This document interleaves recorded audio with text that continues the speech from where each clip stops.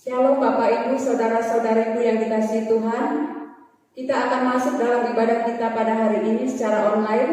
Mari kita menyisihkan waktu kita dari segala kegiatan kita yang ada di rumah untuk fokus pada ibadah kita hari ini. Kita percaya bahwa Tuhan melihat dan memberkati ibadah kita pada hari ini. Jemaat kami undang untuk bangkit berdiri.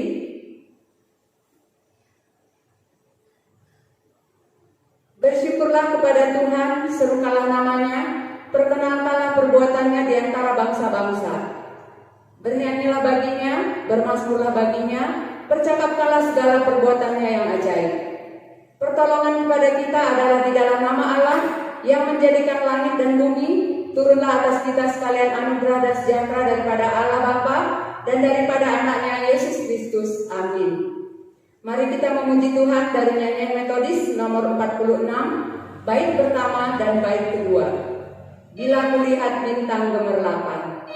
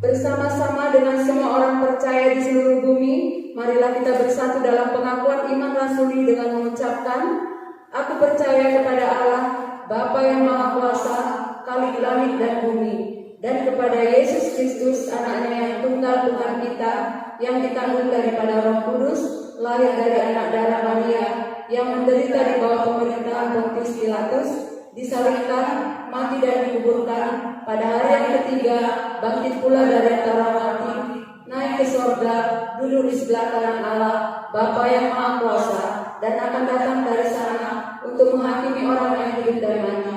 Aku percaya kepada Roh Kudus, gereja yang kudus dan am, persekutuan orang kudus, pengampunan dosa, kebangkitan daging, dan hidup yang kekal. Amin. Jemaat dipersilakan duduk kembali. Bapak, Ibu, dan saudara-saudariku yang dikasihi Tuhan, marilah kita bersaat teduh sejenak. Kita mengarahkan hati kita untuk berdoa kepada Tuhan.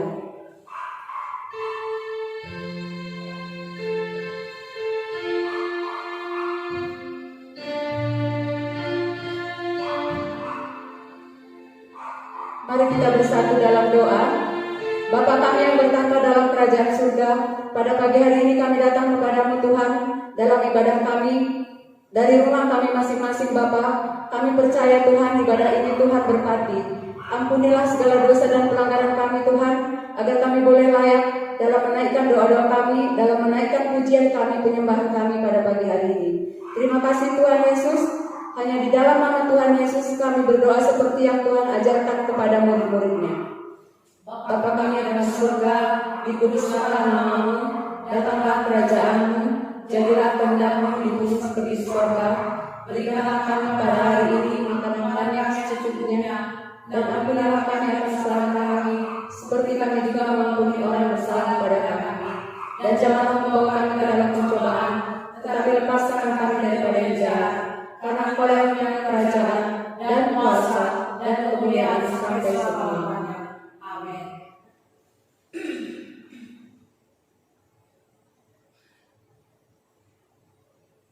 Kita kembali memuji Tuhan dari buku nyanyian metodis nomor 52, bait pertama dan bait kedua, Ajaib Benar Anugerah.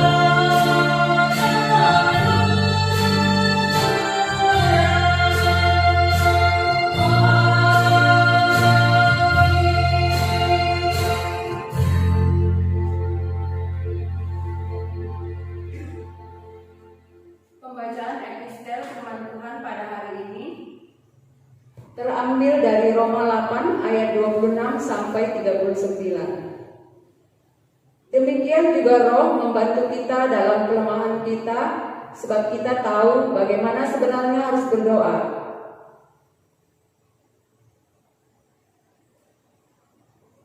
Saya ulangi. Demikian juga Roh membantu kita dalam kelemahan kita, sebab kita tidak tahu bagaimana sebenarnya harus berdoa. Tetapi Roh sendiri berdoa untuk kita kepada Allah dengan keluhan-keluhan yang tidak terucapkan.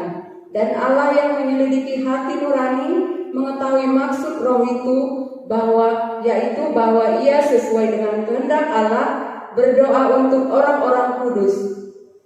Kita tahu sekarang bahwa Allah turut bekerja dalam segala sesuatu untuk mendatangkan kebaikan bagi mereka yang mengasihi Dia, yaitu bagi mereka yang terpanggil sesuai dengan rencana Allah.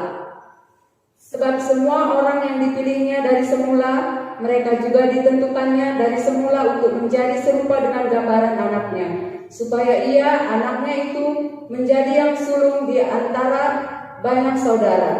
Dan mereka ditentukannya dari semula, mereka itu juga dipanggilnya, dan mereka yang dipanggilnya, mereka itu juga dibenarkannya, dan mereka yang dibenarkannya, mereka juga dimuliakannya. Sebab itu, apakah yang akan kita katakan tentang semuanya itu?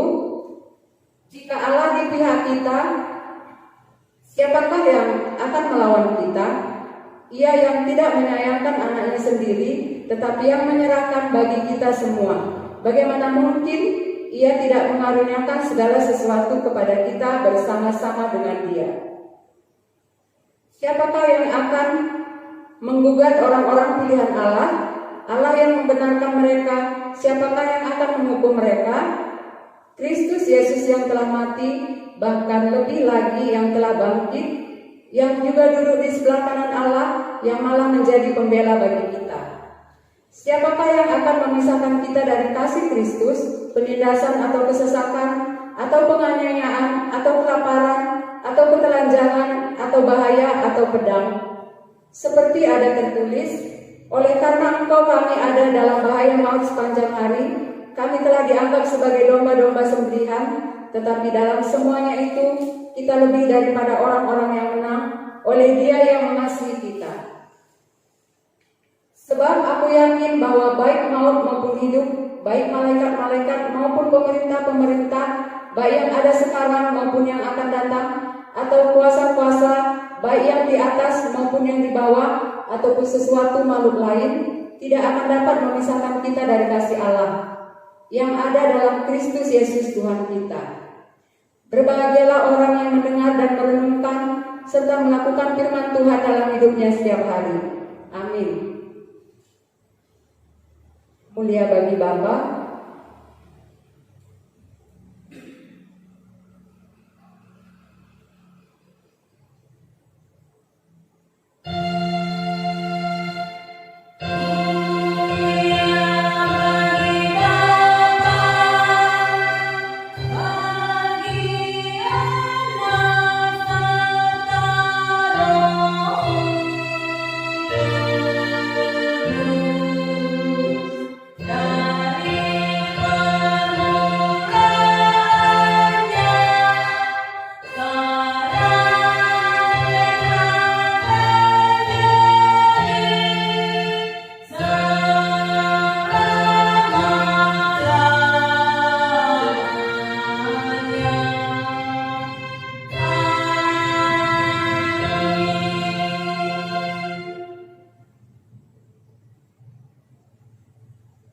saatnya kita berdoa syafaat.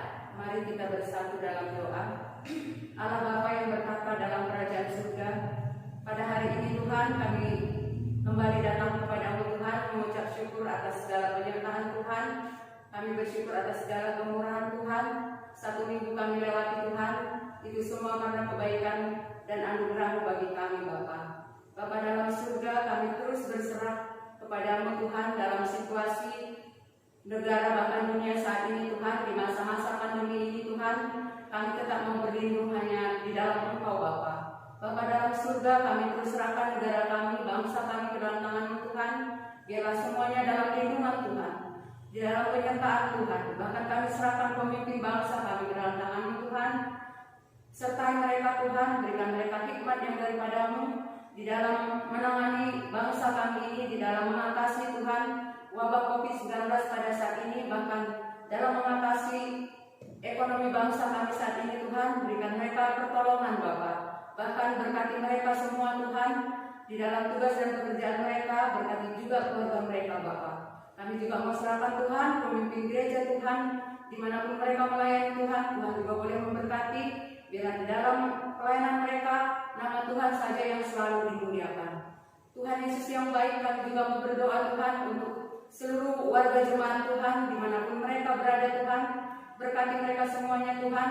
Lindungi Bapa, bahkan yang masih bekerja Tuhan keluar rumah, biarlah tangan Tuhan selalu menyertai mereka. Tangan Tuhan selalu melindungi mereka. Bahkan Tuhan, kami juga berdoa untuk saudara-saudara kami yang sudah dirumahkan, bahkan yang merindukan pekerjaan Tuhan. Berikanlah mereka solusi yang terbaik Bapa. Berikanlah mereka pekerjaan yang baik, yang layak bagi mereka Tuhan. Tuhan Yesus yang baik, kami juga mau berdoa Tuhan untuk saudara-saudara kami Tuhan yang dalam pemulihan kesehatan Bapa. Engkau berkati Tuhan Ibu Emboris Matupang, Ibu Haboris Yanipar, bahkan Bapak Daniel Piri Tuhan. Kami serahkan anak-anak ini Tuhan ke dalam tangan-Mu Bapa. Biarlah jamahan Tuhan, rawatan Tuhan, pertolongan Tuhan yang menyembuhkan mereka Bapa. Tuhan Yesus yang baik, pada saat ini juga Tuhan kami mau serahkan anak-anak-Mu yang berulang tahun Bapa. Kami mau serahkan Ibu Edith, Joaneta, bahkan Yanti Tuhan. Berkati anak-anak-Mu ini Tuhan. Kami bersyukur Tuhan kalau pada minggu-minggu ini Tuhan mereka boleh bersyukur Bapa. Tuhan sudah tambahkan umur yang panjang buat mereka. Biarlah Tuhan Engkau memberkati kehidupan mereka, segala kerinduan mereka Tuhan. Kami mau serahkan hanya di dalam nama-Mu Bapa. Bahkan kesehatan mereka, segala kerinduan mereka, biarlah Tuhan juga yang mendengar menjawab seluruh doa mereka. Terima kasih Tuhan Yesus. Inilah seluruh doa kami pada hari ini Tuhan, hanya kami naikkan di dalam nama Tuhan Yesus Juru Selamat kami yang hidup. Amin.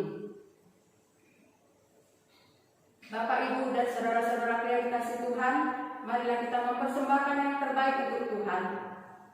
Muliakanlah Tuhan dengan harta-Mu, dan dengan hasil pertama dari segala penghasilan-Mu, maka lumbung-lumbung-Mu akan diisi penuh sampai melimpah-limpah, dan bejana kemerahan-Mu akan meluap dengan air buah anggurnya. Amsal 3 ayat 9-10.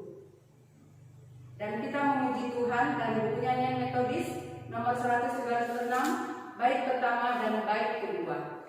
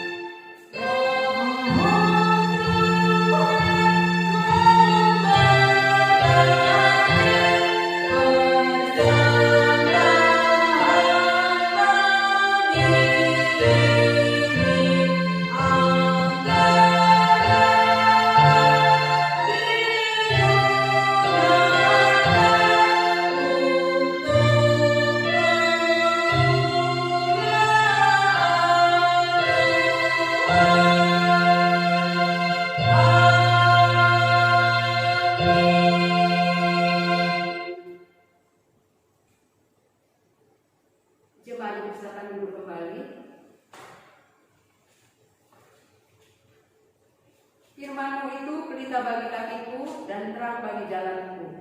Marilah kita mempersiapkan hati kita untuk menerima firman Tuhan yang akan disampaikan oleh hamba-Nya, Ibu Pendeta Linda Mutiara Lumban Kopi. Tetapi sebelumnya kita memuji Tuhan dari nyanyian Metodis nomor 72, bait pertama dan bait kedua.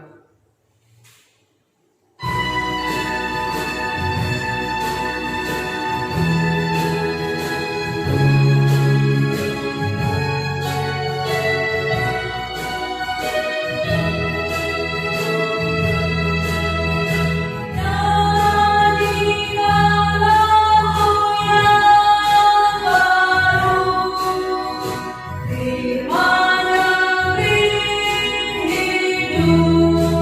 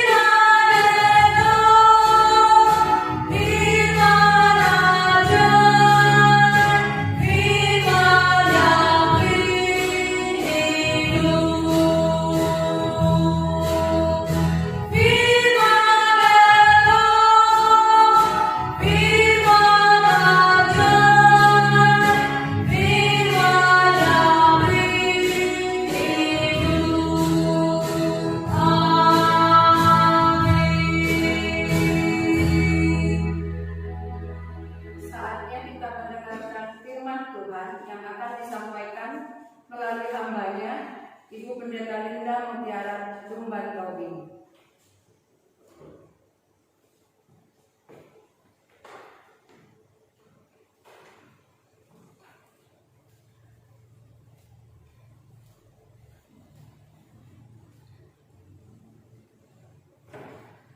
Shalom Bapak Ibu yang dikasihi Tuhan. Selamat hari Minggu, kita akan mendengarkan firman Tuhan pada hari ini. Mari kita bersatu di dalam doa. Terpujilah Engkau Bapa yang baik, yang mengasihi kami dan memberkati kehidupan kami. Hari ini kami akan mendengarkan firman Tuhan. Berkatilah setiap kami yang mendengarkannya satu demi satu. Agar ketika firman Allah itu kami dengar, kami diberkati, kami disembuhkan, kami dikuatkan, kami diberikan kekuatan dan jalan keluar. Berfirmanlah Tuhan, hamba-Mu dan kami semuanya siap mendengarkan firman Tuhan. Dalam nama Tuhan Yesus Kristus kami berdoa. Amin. Saudara yang dikasihi Tuhan, mari kita membuka Alkitab kita dalam Perjanjian Baru yang terambil dalam Matius pasal yang ke-13. Matius pasal yang ke-13 ayat yang ke-31 sampai dengan ayatnya yang ke-33. Matius 13 ayat 31 sampai dengan yang ke-33. Saya akan baca, Bapak Ibu menyimaknya. Perumpamaan tentang biji sesawi dan meragi. Yesus membentangkan suatu perumpamaan lain lagi kepada mereka. Katanya, kerajaan sorga itu seumpama biji sesawi yang diambil dan ditaburkan orang di ladangnya. Memang biji itu yang paling kecil dari segala jenis benih, tetapi apabila sudah tumbuh, sesawi itu lebih besar daripada sayuran yang lain, bahkan menjadi pohon, sehingga burung-burung di udara datang bersarang pada cabang-cabangnya. Dan ia menceritakan perumpamaan ini juga kepada mereka. Hal kerajaan sorga itu seumpama ragi yang diambil seorang perempuan dan diadukkan ke dalam tepung terigu 3 sukat sampai kamil seluruhnya. Amin. Sampai sejauh ini firman Tuhan bagi kita. Nah, saudaraku yang dikasihi Tuhan kita Yesus Kristus, pernahkah kita memikirkan bagaimana terjadinya sebutir biji yang pada akhirnya tumbuh menjadi pohon yang besar, pohon yang rindang, dan pada akhirnya ia berbuah. Benih itu tumbuh dengan sendirinya, ia mengeluarkan tunas-tunasnya hingga semakin tinggi, dan pada akhirnya buahnya dapat dinikmati oleh banyak orang. Ya, sama seperti pohon mangga yang ada di depan gereja kita ya, semakin tinggi, besar ya, dan kemudian rindang, dan sekarang Bapak Ibu sudah berbuah itu. Sudah diintip-intip sama Ibu Sitku dan Ibu Pardosi. Ya, kapan Ibu Pendeta dari rumah? Atau kapan Ibu Pendeta lagi keluar ya? Tapi tidak seperti itu ya, pasti langsung Pendeta ayo kita mangga yuk, dan seperti itu ya. Nah, saudara yang dikasih Tuhan, itu biji mangga ya, agak besar itu biji mangga ya. Nah, saudara, biji apa yang kecil ini? Ini adalah biji sesawi. Saudara, waktu saya pergi ke Makassar, saya berkunjung ke rumah saudara saya, keluarga saya di sana. Saudara, ibu ini dan bapak ini baru pulang dari Israel. Dia tunjukkanlah sama saya, Lin, katanya, kau mau tahu nggak biji sesawi? Paling sebesar merica, saya bilang begitu. Kau tengok dulu, katanya. Nah, saudara, ditunjukkannya lah biji ini sama saya. Warnanya agak hitam, ya, dan kecil kali, saudara. Kecil kali saya lihat. Baru itulah saya lihat, saudara. Padahal saya belum ke Israel. Siapa tahu ada yang mau mengajak saya ke Israel ya. Nah, belum ada ya, saudara. Saya lihat itu langsung, begini rupanya biji sesawi ini. Nah, saudaraku yang dikasih pada umumnya, biji sesawi yang dijual adalah seukuran kacang hijau dan itu warnanya kuning. Tapi itu sesawi India. Jadi itu sesawi India itu Yanti. Jadi kalau sesawi India yang dalam cerita Alkitab ini, dia warnanya nggak seperti tidak berwarna hijau dia, atau tidak seperti kacang hijau dia gitu ya. Nah, tetapi yang Yesus maksudkan di sini adalah apa saudara? Sesawi hitam, sinapis nigra. Dalam bahasanya itu bijinya jauh lebih kecil dan berwarna hitam. Jika dibandingkan maka akan terlihat ukuran dari biji sesawi asli jauh lebih kecil daripada biji sesawi yang umum dijual sebagai souvenir kalau orang pulang dari Israel. Jadi kalau ada orang pulang dari Israel masih sebesar biji apalagi yang dikatakan yang merica itu, belum itu hanya souvenir itu. Tetapi biji sesawi ini adalah diameternya itu paling besar antara 1 mm. Bisa bayangkan nggak itu kecilnya itu saudara. Tapi saudara, tanaman sesawi tergolong sebagai tanaman atau sayuran yang tumbuh di daerah Galilea, dan secara biologis dari biji sekecil ini dapat dihasilkan tanaman yang tinggi sampai dengan 5 meter. Tetapi pada umumnya rata-rata tanaman ini tingginya 1 sampai 3 meter. Tapi pada umumnya itulah dapat kita lihat saudara yang dikasih Tuhan lebih besar dan tumbuh dengan cepat untuk tujuan menghasilkan minyak dan keperluan memasak pada waktu itu. Dan tanaman biji sesawi adalah tanaman yang umum ditemui dan sangat dekat dalam keseharian orang-orang pada masa itu. Nah, saudaraku yang dikasih Tuhan kita Yesus Kristus, Yesus dalam cerita ini mengajarkan pada murid-muridnya, termasuk kepada kita, yang menggunakan perumpamaan tentang biji sesawi. Kisah ini tercantum dalam Matius pasal 13 ayat 31 sampai 32, Markus 4 ayat 30 sampai 34, dan Lukas 13 ayat 18 sampai dengan yang ke-21.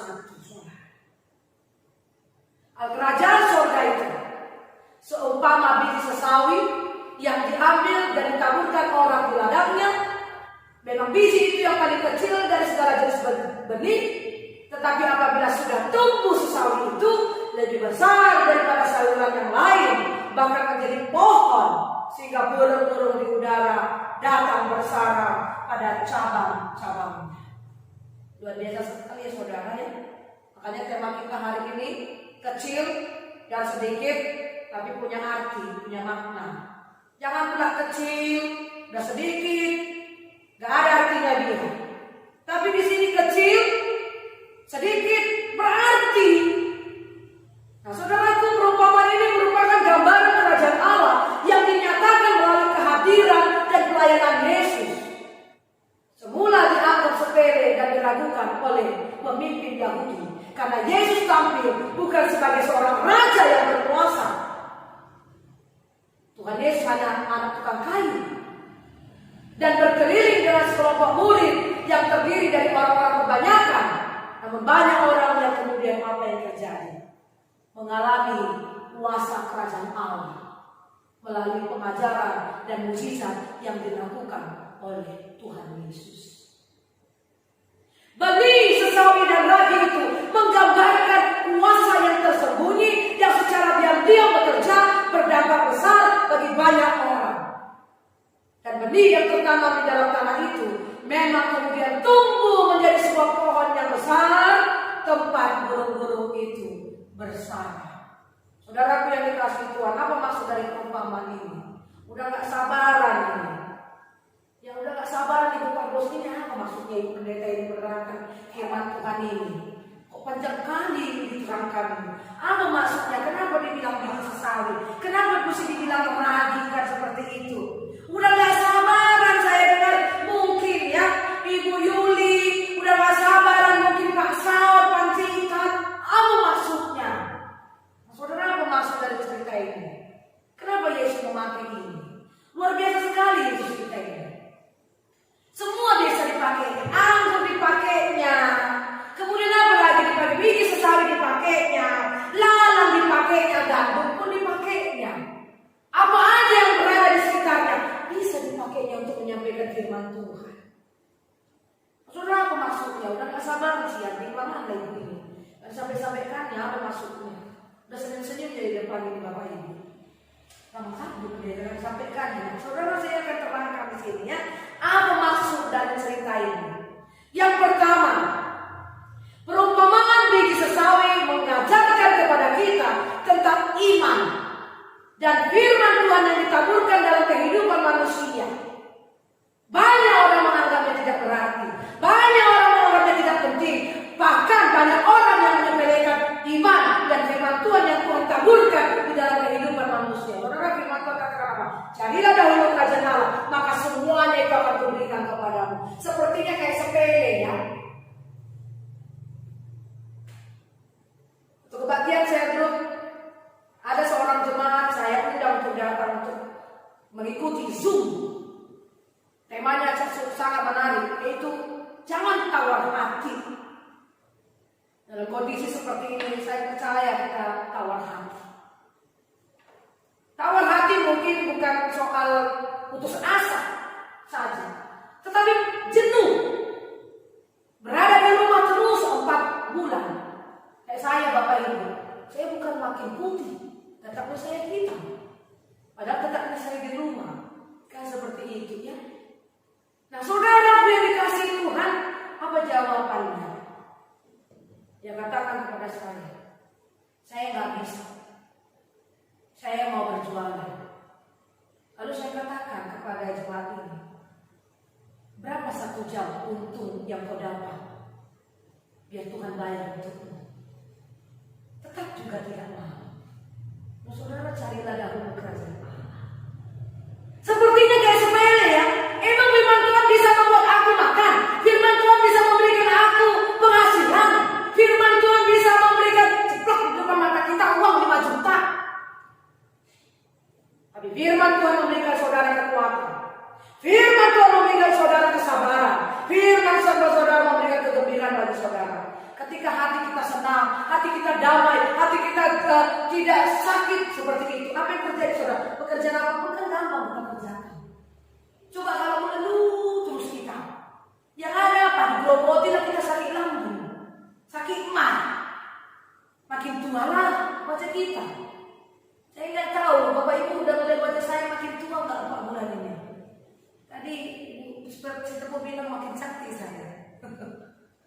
Besi kebubut tadi makin cantik ya Bapak Ibu ya. Nah, saudara yang dikasihi Tuhan, sepertinya tidak berarti firman Tuhan. Sepertinya kita anggap sepele, tidak penting. Bahkan banyak orang yang menyepelekan iman dan firman Tuhan yang ditaburkan dalam kehidupan manusia. Saudara, memang iman dan firman Tuhan tersebut sepertinya hanya sebatas cerita atau pengajaran atau filsafati yang tampaknya teoritis dan mengawang-awang, tetapi sesungguhnya firman itu berisi janji, jaminan, keselamatan dan kasih Allah sebagai berita anugerah Allah yang ditujukan kepada manusia. Ingat loh Bapak Ibu, berkat itu gak ada matinya. Sampai saat ini kita settle luar biasa tuh. Bagaimana kalau kita yang ada di sana, yang terkena sakit itu? Ini berkat saudara. Kita masih dipelihara Tuhan. Jangan semua berpikir bahwa berkat itu hanya materi saja. Tidak. Perlindungan Tuhan juga itu berkat. Anak-anak kita masih bisa dipelihara. Anak-anak kita masih bisa dijaga. Anak-anak kita masih bisa mengikuti ujian. Ya memang saya tahu Bapak Ibu memerlukan banyak dana untuk kuota. Tapi percaya kita doakan pemerintah agar dapat menanggulangi bagaimana saat ini ekonomi terjadi. Nah, saudaraku yang dikasihi Tuhan kita Yesus Kristus, pengakuan firman Tuhan dalam hidup manusia dapat terjadi apabila kita menanggapinya dengan iman kita kepada Allah dalam Kristus Yesus. Ketika firman itu ditanggapi dengan iman yang benar di dalam Kristus, maka akan menimbulkan dampak dan pengaruh yang luar biasa dalam kehidupan kita. Bisa kelihatan kok tadi pas pelayanan Ibu Margosi wajahnya ceria kok saya lihat. Enak tadi saya lihat. Jadi Bapak Ibu tadi yang mendengar nyanyi itu suara Ibu Margosi itu merdu. Tadi saya agak menyaksikan, udah 4 bulan gak ketemu, tapi enak sekali kita mendengarnya. Saudara yang kedua, dari kita lihat saudara yang kedua, artinya apa saudara, bahwa yang pertama tadi artinya firman Tuhan itu menjadikan penolong, pelindung, solusi, dan gunung batu, memberikan kita anugerah, jawaban. Kemudian firman Tuhan itu memberikan kita kekuatan dan kesehatan. Sepertinya sepele ya, tapi memberikan kekuatan. Yang kedua apa maksudnya ini ragi itu? Ragi itu saudara tahu kan sedikitnya dia, tapi kalau ditaruh di ubi itu kan bermanfaat nggak? Bisa jadi tapi, bisa buat roti, bisa buat pengembang. Saudara, tentang ragi di sini. Perumpamaan tentang ragi menggambarkan jumlah ragi yang sedikit, namun memiliki potensi untuk membuat adonan itu mengembang. Seperti ada di YouTube-nya Ibu Sitepu, Dapur Gita. Ada di situ makanan Korea, saudara. Saya percaya itu pasti raginya sedikit, tapi ketika kita melihat YouTube itu, jangan lupa Bapak Ibu untuk subscribe. Dapur Gita mengembang rotinya itu. Dan kita lihat, bahkan ketika ibu-ibu seperti kayak Ibu Eva menyaksikan di ruang masaknya itu, kue-kue yang disajikannya itu, pasti itu memakai ragi. Saya belum lihat bagaimana Ibu Kardosi, belum dikeluarkan dari status PA-nya, roti itu. Tapi saya percaya bahwa ragi itu menjadi, memberikan potensi, membuat adonan itu mengembang, ya saudara. Nah saudara, perumpamaan tentang ragi juga mengajarkan kepada kita mengenai pengaruh dan dampak firman Tuhan itu dalam kehidupan kita maupun kepada orang lain. Kehidupan kita penuh dengan dinamika rasa. Ada rasa sedih, ada rasa suka, ada rasa kecewa, ada rasa khawatir, ada rasa takut, ada rasa cemas, tetapi ada pula rasa yakin. Tetapi apabila semua rasa itu, rasa kehidupan itu diolah oleh Yesus dengan didasari oleh iman dan firman Tuhan, maka justru berbagai macam rasa kehidupan tersebut akan mendatangkan kenikmatan yang luar biasa dalam kehidupan kita. Dinamika itu akan membuat kita mampu bersyukur kalau dicampur dengan Yesus. Hari ini kita merasa sepertinya Tuhan belum jawab. Tapi kalau dicampur rasa itu kepada kuasa Yesus, akan membuat hidup kita itu akan berani untuk belajar bersyukur. Terima kasih Tuhan. Berani gak saudara berkata ketika suamiku dirumahkan, terima kasih Tuhan. Atau mungkin sebaliknya saudara berkata, ih Tuhan ini, aku sudah capek-capek berdoa, kok gak naik-naik gaji suamiku, malah diturunkan setengah, 50% dirinya. Ya udah. Tapi saudara, dinamika seperti itu, kayak rasa sedih, kecewa, kalau kita campur dengan kuasa Tuhan Yesus, akan terlihatlah itu saudara, untuk kita belajar bersyukur, serta mampu kita melihat eloknya, luar biasanya Tuhan dalam hidup kita. Keelokan dan luar biasa kehidupan tidak dapat kita raih dengan hal-hal duniawi, hanya dengan perkara-perkara rohani lah. Keluar biasaan dan kenikmatan hidup itu dapat kita rasakan di dalam Tuhan. Saya tanya dulu Bapak Ibu, waktu bulan pertama terjadi, tidak bisa pergi kemana-mana, rajin kali masih berdoa ya, suami istri anak masih berkumpul. Bulan kedua mulai berkumpul, bulan ketiga si anak udah kemana, emak udah kemana, bulan keempat yang berdoa cuma emaknya doang. Coba koreksi dulu diri kita, keluarga kita masih gak bertahan. Pada pukul 9 kita masih berdoa bersama keluarga kita. Awalnya aja hangat-hangat. Jangan sok-sok tunggu iman kita. Awalnya hangat-hangat, lama-lama dingin, gak disertai Tuhan, dingin selamanya, beku. Akhirnya kita mati, saudara, mati rohani. Nah, saudaraku yang dikasihi Tuhan kita Yesus Kristus, apabila kita memperoleh dan merasakan berkat luar biasa dalam Kristus, maka sudah seharusnya kita pun dapat berbagi dan menjadi berkat bagi orang lain. Iman dan firman Tuhan itulah yang menjadi motivator. Iman dan firman Tuhan itu menjadi pendorong dan dasar bagi kita untuk hidup menjadi berkat dan memberkati. Bagaimana dengan kehidupan kita? Apakah kita mampu mengutamakan perkara-perkara rohani dalam kehidupan kita dan berorientasi kepada kerajaan sorga? Atau selama ini kita masih mengutamakan dan mengorientasi hidup yang duniawi semata-mata. Carilah dahulu dan kerajaannya, maka semuanya itu akan ditambahkan kepada yang sejahtera, sukacita. Anak-anak Tuhan, anak-anak kita dipelihara Tuhan, itu berkah. Saudara, sampai kini pun banyak orang menganggap remeh terhadap kerajaan Allah yang dinyatakan melalui Yesus Kristus. Bagi mereka Tuhan Yesus adalah tokoh dongeng yang ceritanya enak didengar, tetapi bukan untuk diimani. Percayalah saudara, suatu saat kerajaan Allah akan menyatakan kemuliaannya. Sebab kita perlu mendoakan dan bersaksi agar kuasa kerajaan Allah itu berkarya bagi banyak orang. Amin. Kecilnya kita, sedikitnya kita, tapi kalau kita bersaksi, kalau kita mendoakan, keluarga kita menjadi kesaksian, hidup kita menjadi kesaksian, kita akan memiliki arti di mana orang melihat ada Yesus dalam diri kita, Tuhan bekerja, Tuhan memberkati kita, orang akan beranggapan enak ya keluarga ini. Orang sudah susah-susah, keluarga ini tetap memuji Tuhan.